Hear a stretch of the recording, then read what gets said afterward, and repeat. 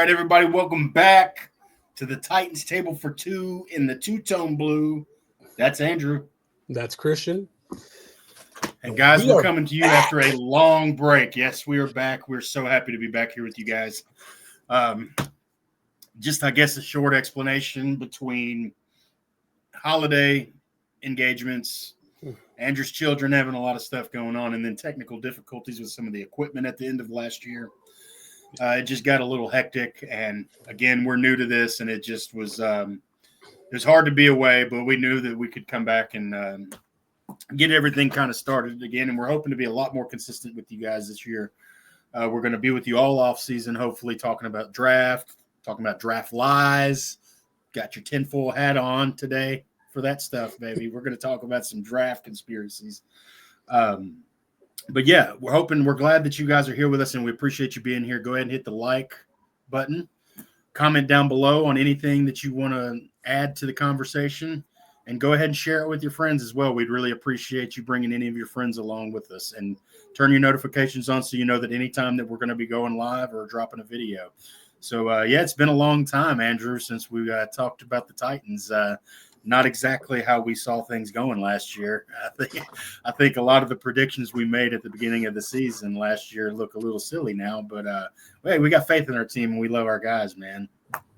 Yeah, I just want to start off by saying we got a great new partnership with Curtis's Podcast Network. It's up there in the corner of the video.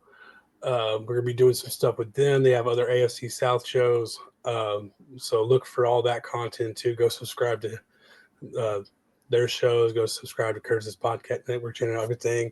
You know, you'll be able to find us in more places with this. He puts it out in just audio on Apple and Spotify and stuff like that. So we just want to say thank you to Curtis for bringing us on as his Titans podcast. Absolutely. Yeah. Shout out to Curtis. And I'm glad you said that, man. CPN has been really nice to bring us on like that. And we're really excited for the new partnership we have with them, and excited to grow with them and learn and do some new exciting things, man. So absolutely. So yeah, definitely shout out to Curtis Podcast Network. Everybody go like, share, subscribe to them as well.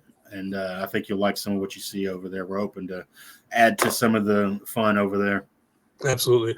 But yeah, to get into the Titans season, yeah, it definitely wasn't what we were expecting. You know, I think, and it's every offseason, but this one, I don't know, felt a little different getting the young coach with the offensive mind, the quarterback that flashed so much in his rookie season, you know, starting off his debut with 4 touchdowns. And, you know, we definitely had optimistic views of how the Titans go, and it just didn't go that way. I think it was just kind of like an avalanche. You know, it started off with the Bears game, which should have won with the mistakes. You know, there's a lot of early games that could have been wins, honestly. I mean, we could have been 4-0. Well, no, the one game was pretty rough. Yeah, the Packers game was pretty rough. But other than that, you know, we could have been, you know, pretty good starting the season. And even towards the end of the season, you look on the outlook of like, so even like the Lions game, like, I mean, they got us pretty good, but like it was closer for a little bit, and then five drives inside our red zone that start inside the 25. You know, but no, I'm not considering go game by game. I think there is still reason for hope. A lot of stuff that needs to be cleaned up. Obviously, you need to figure out the quarterback position. But you know, when we started off the offseason with some crazy news, you know, with Rand Carthon being fired, you know, so and then you know you hire Mike Borgonzi, and you know. You just gotta trust the process. There's a lot of people that know more than we do. You know, we're fans. We have opinions, and we're allowed to have opinions for sure. But I always like these guys probably have more football knowledge in their pinky than I have in my whole body. You know, so as much as I love the Titans, I have a job. This is their job. You know, they're not trying to fail. You know. Yeah, that's one thing you're never short on with NFL fans is emotional responses to these things. You know, we all do it. I do it. I was pretty mad at the Titans after that, to be honest with you. I just feel like there's a lot of forced marriages that kind of have been happening over the years with the firing of the GM, then the firing of the head coach, then the firing of the GM. It's just been this back and forth process with that. I think I don't know. I think if you're going to fire one, you should fire both, man. If I'm just speaking on last year, this past season alone, not anything before that. We could go into other stuff. There were fiascos in previous seasons, but yeah, I mean, I had that same outlook too. Like I didn't when all the conversations started after the season. The Black Monday of all everybody getting fired. I wasn't interested in firing either of them. I was like, just get some stability. Just let it go. I was surprised. I was too. And like, this is another one of those things. I mean, obviously there was some articles that came out about Rand being maybe not as committed as possible, which to me, that's just putting that out after he's fired is just trash to me. Like it's been done, let it go kind of thing. So maybe there's more behind the scenes that we don't know that Rand was fired. But I was full on, even though it was a 3-14 season, I was ready to let both of them keep going and keep trying to build something. I mean, like we just said, you were, a handful of quarterback plays and a handful of special teams away from doubling your wins at least. So. And then when they did fire Rand, like I said, I wanted Callahan because I think Callahan can be successful. I think he has the right mind. I think his will to win. I think you can just see how much this means to him. So I was saying if you're gonna fire both of them. And just let your GM pick a guy, and then they're married. It's just it's a story of the Titans really over the years, man. It's just like a lack of congruence, man, and consistency. I don't remember the last offseason where we fired both. I mean, it feels like another forced marriage is all to me. You're bringing in another GM and you've already got your head coach. I just figure if you're going to fire your GM, you might as well just start clean, and let the GM pick what head coach he would like. It'd be the one thing is then all of a sudden you're having another new system for all these players to learn in the same amount of years. That's kind of what I was getting into, though. Like the Titans have been known for that, man. Look what Marcus Mariota had to go through. Good grief, man. The dude had a new offensive system he had to learn every single year as a Titan. He never once got into a consistent flow. So it's kind of been the story of the Titans the last decade and a half or so, unfortunately. But, absolutely. But I don't know. I was excited on the other hand at the hire. It seems like a fairly decent hire. It seems like, it comes from a franchise that's obviously had a lot of success in the Kansas City Chiefs. It also brings along Dave Ziegler, and Reggie McKenzie as well. So front office is definitely going to look a little different this year. Same head coach, and I'm not out on Callahan. Like I said, I want a consistent, a fluid system where everybody's kind of on the same page. It seems like that's kind of what we've dealt with over the last few years. But I was of the belief as like you were that nobody should have been really fired. You let this marriage go another year, but also like you said, we don't know what goes on behind the scenes. There could be other reasons. Yeah, there's only so much we're able to know. But Dave Ziegler and Reggie McKenzie also joining the Titans along with Mike Berganzi. Yeah, and I was super pumped when I think for a lot of fans when they're looking at all these different candidates they were interviewing, and Reggie McKenzie was one of the candidates that actually interviewed for the GM job. But I think like the Holy Grail was more Mike Berganzi, and everybody's like, oh, why would he want to come here? And everything's been talked about like with Chad Brinker, who's going to make the decisions, and why would you come be second fiddle? I think that's been blown way out of proportion because I think Chad is there to take leeway off, like to take some weight off the shoulders of the GM where he can just worry about the football stuff. He can worry. Chad can worry about, money, salary cap, all that stuff. And he can be there to help with the football stuff.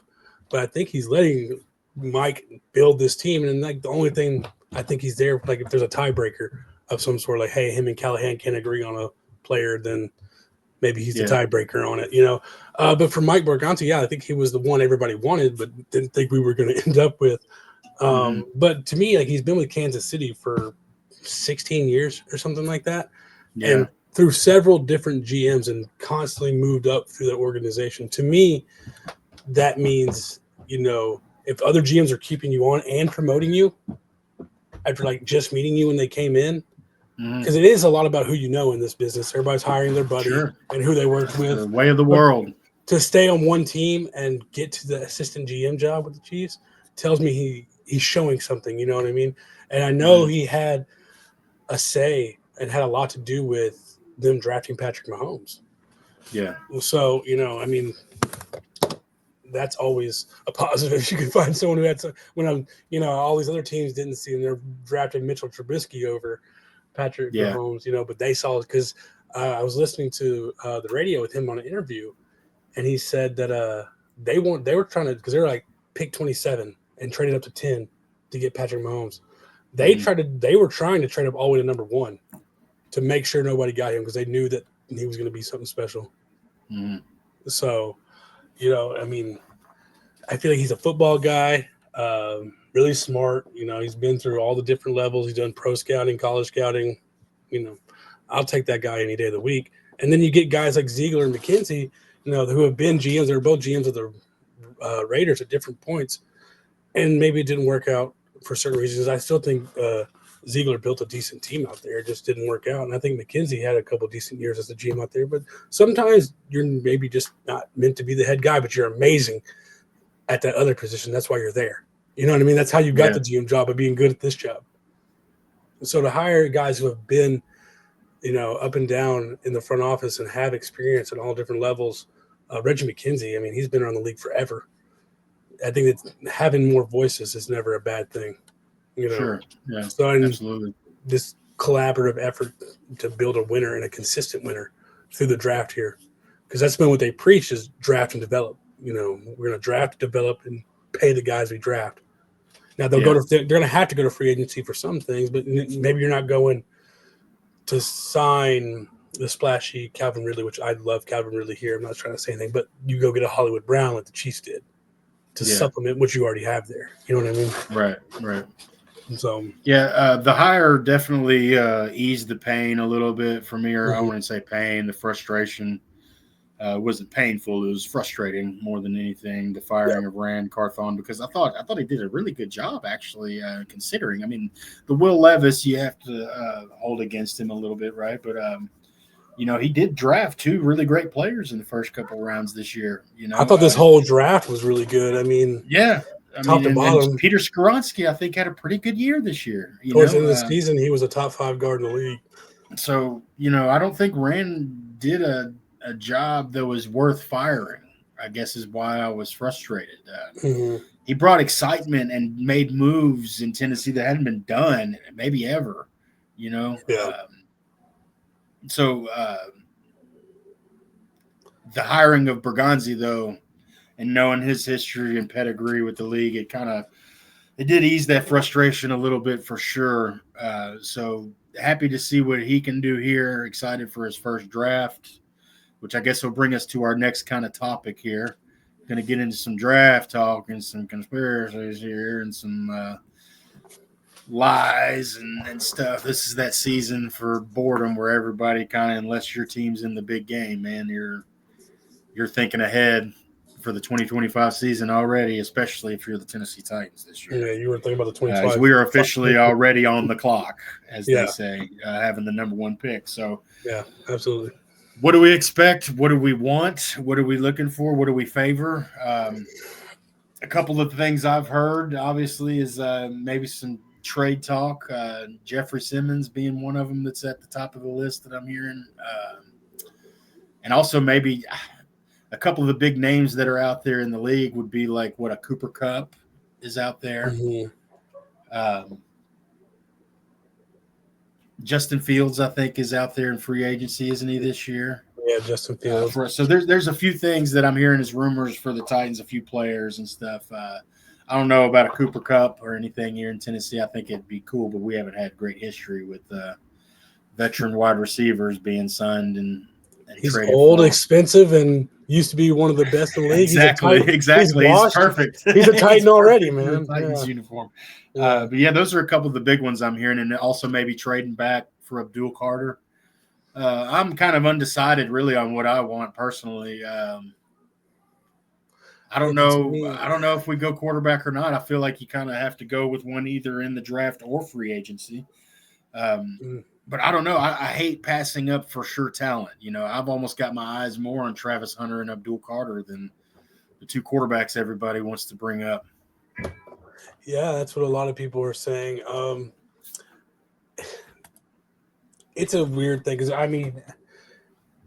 if I don't want to trade back past 3 or 4 because I do want one of the 4 guys. I want Hunter, Carter, Shador, or Cam. But people keep saying it's not a great quarterback draft. You hear that every now. Like, I like both of these guys. I do. I think they're great for different reasons. I think Cam Ward has a super high ceiling. He has a lot of intangibles. It's just, can he develop into someone who can read a defense and make those quick, accurate throws? Shador, that's what he specializes in. He's very accurate, very decisive, can read a defense. He doesn't have the arm talent necessarily that Cam Ward has. So I like them both for different reasons. I think Shador's floor is a lot higher because I think Cam maybe has more chance to bust if he had to be put in a situation. So if you told me we had to stick at 1, we weren't trading back, who you picking, who'd I want? If the draft was tomorrow, we're sticking at 1. We're not trading back. I want Shador Sanders. I like the fact that his floor is high. I think I said this in the past. I think he's like Joe Burrow, accurate, quick.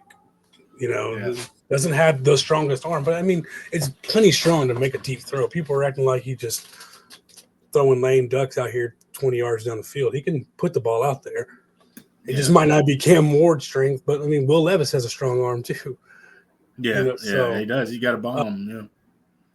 I think if you're in the position that you're the first pick of the draft, and you need a quarterback, and there's 2 guys that potentially franchising, you got to go with one of them. Now, for some reason, they don't fall in love with one of these guys, and they go get a Derek Carr, a Justin Fields, which I don't think Justin Fields is even a chance. I think of all the veteran quarterbacks that might have a chance that have been talked about being released, it would be Derek Carr. He has a relationship with Callahan. He has the accuracy and stuff. I wouldn't mind Matt Stafford. I've heard his name a little bit. And maybe sending Levis there with some picks and some other stuff for Stafford. I think he'd be a good transition guy. He damn near led the Rams to another Super Bowl. He's a good quarterback. I've heard Matt Stafford. I heard Aaron Rodgers too.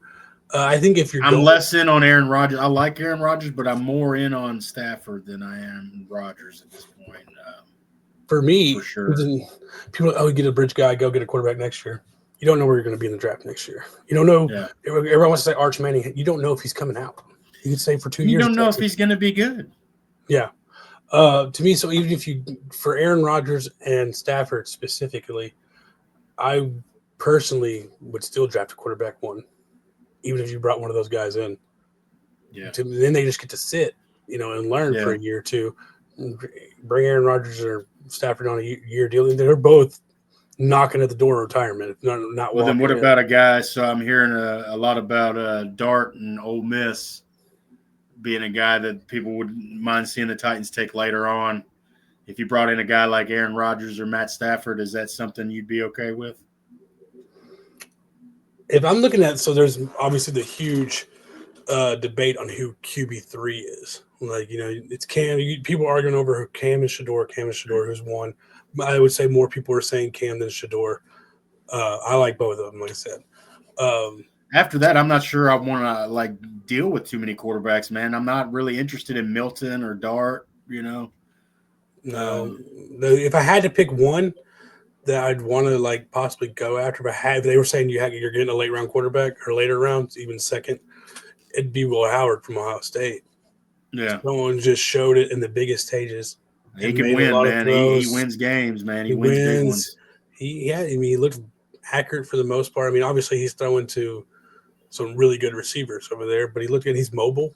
I'm not gonna lie to you, man. I was watching some of those games this year, and I was just I was looking at him, and I was like, dude, he just has that intangible almost, man.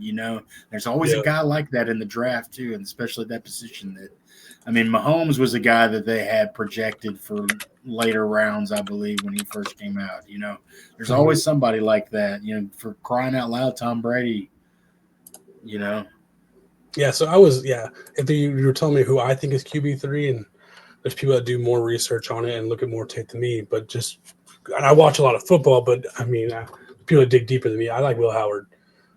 Somebody who's played a lot of football, And that's he commanded that team really well this year in the playoffs, man. I watched all those games, and he did a really good job, man. Absolutely. I think he threw like one interception, maybe two the whole playoffs compared to And now, to be fair, he had some professional talent there at wide receiver. Yeah. That's why I knew UT wasn't gonna. The Tennessee Volunteers weren't beating that team, man, just because of the wide receivers, man. They were. Those three guys that played there this year, they're all going to be playing on Sundays. Yeah, Mecca will get drafted this year, and Jeremiah Smith is barring any crazy energy, and he'll be the number one. Tate will be, So that's a tough squad, but he did a good job commanding that team, man. I noticed that this year. I was like, that guy might be a fairly good player on Sunday, man. So time will tell. But that's a good one. I didn't expect that to be the name you brought up, but I'm glad. I think I keep, everybody talks about trading back, which I'm not against trading back. I said I don't want to go down to 6 to the Raiders. Yeah, I'm not wanting us to do the most Titans thing ever and trade down and pick a 12 or something, a right tackle, in the first round. When you know what I mean, that'd be the most Titans move ever in history. I swear. That is a position, obviously, that we need, and I think we can do a video maybe where we go through position by position. Maybe here in a couple weeks. Yeah. Just go through position by position, but obviously the elephant in the room is going to be that right tackle spot. But I don't want the Titans to trade back and pick a right tackle. We just put an elephant there. That's been better than what we had this last year, I'll tell you. But we'll make a video going through position by position. But honestly, the rest of the line started to really gel a little bit later in the season. It was a little too late, but they really started to come together a little bit, other than that right side a little bit. But even help me out here, Cushenberry, with his injury and stuff, he had a pretty good season, man. Yeah. So I'm not fully out on most positions on the line, really. Most guys there, other than right tackle. Yeah, even the right guard. Radens is a free agent, but this is a really deep draft for offensive linemen, and that's what I was saying was, so people keep talking about, we need more picks, trade down for number one, get more picks. You can trade your other picks. You can trade down in the second round and get some more picks. Yeah. You can still hold on to that number one. And if they decided that they wanted Abdul Carter at number one and didn't want either quarterback, I'm fine. I think Abdul Carter is a great player. I think he's a great pass rusher. We need that. That's something this team needs, is another pass rusher. I don't want to go any further than that, though. I'm like you. I think if the Giants Giants is another trade that I'm hearing a lot, because apparently they really like Cam Ward, is what you hear a lot and stuff. But it just depends on what they offer you, right? And I'm not an NFL GM, but if they offer you a load, it's going to be kind of hard to turn that down and go back and take your pass rusher, your edge rush. The only way I would trade back from 1 to 6, because the Raiders have been talked about as someone who likes Shador and Cam a lot, I will take Max Crosby off your hands for that. Yeah. So I want a player. Yeah. So, but we got a lot of time between then and now, and we'll see what happens. But where I'm at now, I could go back and forth on Cam and Shador and Carter and Hunter between then and now. But where I stand, I've been pretty steady on Shador even throughout the season. I think we talked about this before. Yeah, we have. And Shador's always been, because I just like the way he plays. I like it's just the extracurricular that scares me, man. And and a lot of dad being back there behind him all the time. I just don't know. You never know if you're going to tick them off and they, get frustrated. And I don't want another AJ Brown situation, man. And that brings me, I guess, to the big game, you've got two former Titans going up against each other. Either one will get their first Super Bowl ring. I'd be very happy to see DeAndre Hopkins get one, but yeah, two former Titans in the Super Bowl this weekend. Two Chiefs former versus 1,000-yard receivers for the Titans. And, I'm really past A.J. Brown and stuff, and I'd actually just wish him success now. I'm looking back on that situation. I don't think we did everything right as an organization. It was just how it ended, man. A lot of tweeting going on. Yeah. I'm sure fans weren't so kind to A.J. Brown either, but, I hold some of his tweets against him, and he kind of, some of the stuff. It's just social media age. I imagine, like, if in the 90s the same stuff was happening, we might not have fans. I'm sure, Who knows if now I know there when he went to the Ravens, if he was had a yeah. Twitter, we might not. That's a sour taste in my mouth. Still I get with it. that stuff and everything. So, sure. But yeah, I mean, I don't really have a dog in the fight. A younger Christian used to kind of be an Eagles fan. I used to like Donald McNabb and some of those guys. It's a little different Eagles team. I'm not as big of an Eagles fan these days. We really like those. I like the logo. Yeah. I mean, I'm obviously gonna watch the game. I think there's definitely some Chiefs fatigue in a lot of people, and people saying they get the calls. I'm not going to buy into all that. The rigging of it. I will buy into some of that. You know what? And I hate the Texans more than any other rival we have. As far as our division rivals, the Texans are the ones that, because they're like the little brother of the league, right? Like and it's. I've watched these games this year, man. These playoffs games, and I'm telling you, man, there's a reason that people say it. So it does tend to always go in the Chiefs' favor, man. When you see, and Patrick Mahomes is good at getting these calls, man. He knows what he's doing. Sliding late when guys are about to hit him and stuff, and slowing up on the sideline just before he's about to go out of bounds, so somebody has to push him. So I think there's going to be some rule changes and some stuff talked about with that because I think it puts a little asterisk on the Chiefs this year. I really do. I've watched every one of their games this year, and it seems like the other team has this insurmountable odds against them because it does feel like they're playing against the referees. And I look, let me put it on for you for a second here. I think the NFL loves the money they get from that viewership and stuff with Taylor Swift watching and stuff. It's hard to let go. So I'm not saying it's a fact. I'm just saying there's reason people discuss subjects. So some of those games were tough to watch. I think the Texans really did get screwed over with a couple of the penalties. Now, the rest of the play on the field, of course, is on the team. You still have a chance to win, fine. But it's a tough game when you feel like you're playing against the referees too. Yeah. So I think there's going to be some stuff discussed in the offseason between the Players Association and the NFL because some of those calls can't continue to go the way that they are, man. It'd be hard to be a defender now, Yeah. So. No, but yeah, I mean, it's going to be a good game. There was a good game last time they played a couple of years ago. As much as, like I said, the Chiefs fatigue is there. It would be cool to witness history of someone getting a three-peat, but then also I like AJ Brown. I like Saquon Barkley. There's a lot of players on the Eagles that I like, and I'd be cool with them winning. Well, what's your score? Who do you predict? Ooh.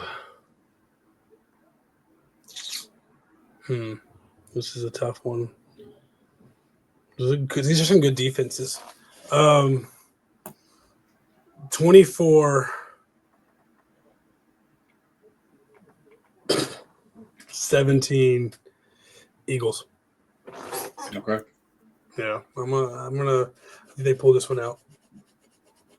I don't know, man. It's hard to pick against Patrick Mahomes in the Super Bowl. Well, I know a lot of people have Chiefs fatigue, and I get it. I've always kind of liked the Chiefs, sort of.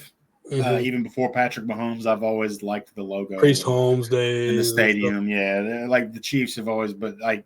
I understand the winner's fatigue that kind of goes on. They're having that Patriot effect going on right now. But I've always liked Patrick Mahomes, man. I always have. I liked him in college.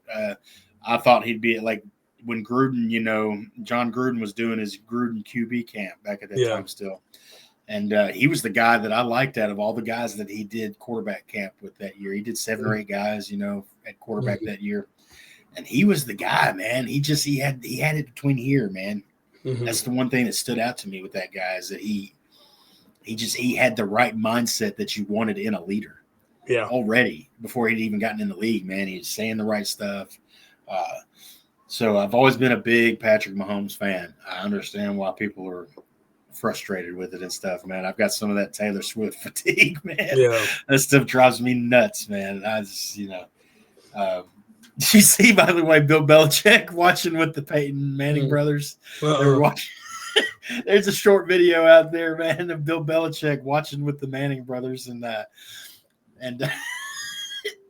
Taylor Swift comes up on the TV in the skybox, and Bill Belichick, and then both the brothers just kind of start chuckling. He got silent for a second, and then they just started laughing. The Mannings are hilarious, and obviously, it was hard with Peyton being a Vanderbilt fan and a Titans fan, dealing with him in the Balls and Colts for years. But man, I love him outside of football, and Eli is just hilarious. I don't catch the Manning cast because I just like to watch football for the football. They're hilarious.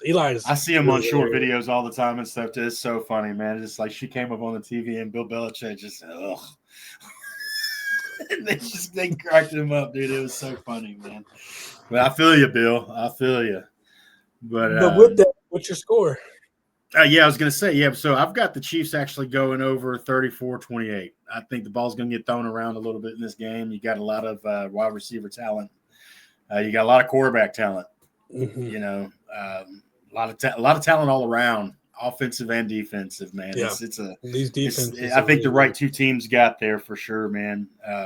But yeah, I think Patrick Mahomes and the Chiefs are going to do it again, man. I think they're going to three-peat 34-28. There it is. We're on opposite sides of the coin. Yep. And I almost got my Super Bowl prediction right. I must mention that because you know what? I was wrong about a lot last year. But the Lions and the Ravens almost met up in the Super Bowl. I was sitting there watching. Yeah. Both made it to the divisional round, so.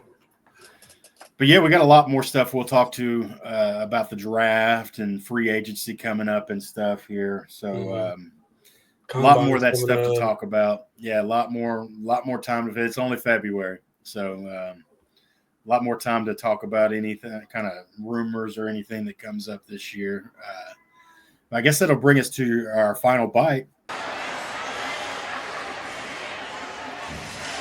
Well, my final bite this episode is going to be just, we've kind of mentioned it throughout the show, but just remember this is lying season. You cannot take every single thing you hear right now as fact that, such and such tweeted the Titans love Travis Hunter. Right. You're gonna hear that they love all 4 of these guys, including Jackson Dart and Jalen Milroe before. George Kittle was at the Predators game. Yeah, he lives here, guys. It's okay. A lot of people live in Nashville. But yeah, just remember it's like it's going to be a long road, and it's fun to get like twisted up in this stuff. But just remember it's Lions season. Yeah. Not Detroit Lions season, liar season. Liar season. All their pants are on fire. All their pants are on fire. Everybody's pants is on fire. What you got? All right, so I've got a little different final bite. My final bite is just a thank you and a shout out and a congratulations as well to Mike Keith. Absolutely. Mike Keith been with the Titans since they came here. Mm-hmm. Famous calls like the Music City Miracle and stuff. Every time the replays come on, I just can imagine that radio call that you hear all the time. Been the voice of the Titans for many years. Been the voice of part of my childhood, essentially, as a kid and stuff. A lot of times, I remember me and friends where we'd watch the game or whatever. We'd turn the TV down and turn on Mike Keith on the radio, and listen to the game that way. So big shout out, congratulations as well, because I know this is where he wants to be. It's his dream job, and, for sure. And a lot of fans say, the Titans are so bad that even Mike Keith is gone. Oh, my God. No, I think he just got the opportunity he's kind of always wanted. It's something that I think he's happy to do. It's always been in game for him. A dream job, essentially. Mm-hmm. So it has nothing to do. Look, Mike Keith has sat through some abysmal Titan seasons. Yeah. Okay, so it wasn't the 2024 season that sent him packing. Let me tell you, he'd have been gone long ago if that was the reason. He just people will always find ways to fit their narrative with different things. Absolutely. So I just want to congratulate him and say thank you for all the years as the voice of the Titans. It'll be hard to move on without you, but happy for you just as well. So Absolutely. Mike Keith, man, can't say enough about it. Salute Mike Keith. Well, on that note, I think it's time for a check, please. I think this one's on Curtis. Yeah, I think this is on the CPN network. Appreciate it, CPN. Yeah. But yeah, everybody like, share, subscribe again. Yeah. Comment down below on anything that you want to add to the conversation. Click the little bell and notify yourself so when we go live or drop a new video, you're the first one there. Happy to have you all along with us, and thank you for being a little bit patient with the break that we had and stuff. But we're happy to be back. We're going to be much more consistent for you guys. Absolutely. And once again, thanks to the CPN for bringing us on. More content to come. We'll have some people circling out with us, have a third chair up to this table every now and then. Absolutely. Yeah. Going to get some new names introduced, and it's going to be fun. It's going to be fun. Yeah, absolutely. But until next time, appreciate it, guys. Tighten up. Tighten up, baby.